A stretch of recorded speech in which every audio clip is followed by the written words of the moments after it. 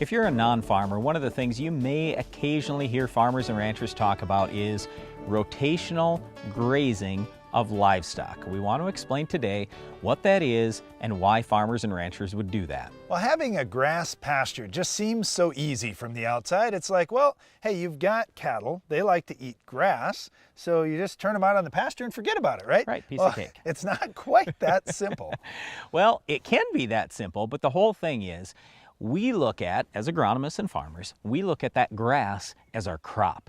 And the idea is we're trying to raise as much of that crop as possible, because if we can raise more crop on the same number of acres, we can feed more livestock, and then in the end, we can produce more food for our growing world. So how do we get smart about this and produce the most grass? Well, obviously we've got to do soil testing and take care of drainage, fertilize right, control the weeds, all that type of thing.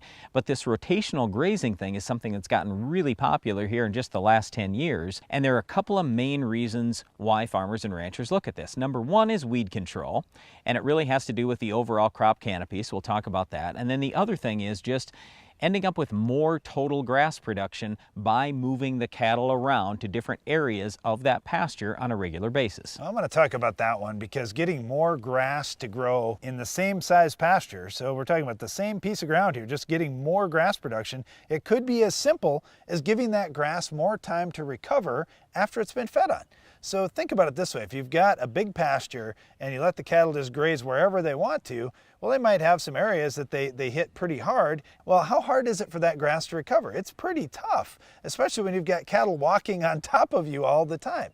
But if we divide that pasture up into multiple sections, now we can focus the cattle on one little area of the pasture. We leave them there for a certain amount of time, maybe it's a week, and then we move them to the next area of the pasture.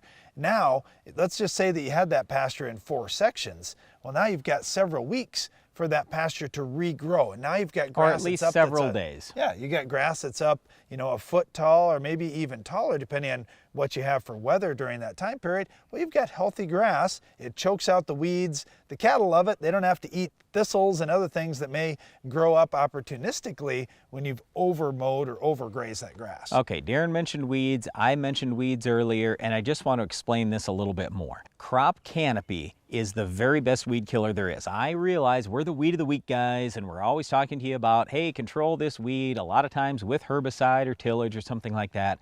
But one of the things we always say is if we can get a great crop growing, that will literally choke out the weeds. It won't allow sunlight to get down to the ground, and it does compete well with weeds. Well, the problem is if that grass gets so short and it's not allowed to choke out the weeds, there are some weeds that do get started in that pasture. That's a bad thing because the weeds rob moisture, they rob nutrients, they rob overall tonnage of the grass. And so what I'm saying here is, without even using a herbicide, just a cultural practice, we can absolutely have more grass in our pastures with this rotational grazing that we're talking about. And that, to me, I think is the biggest thing and the biggest reason why we're seeing more overall grass production with farmers and ranchers who use rotational grazing versus those who don't.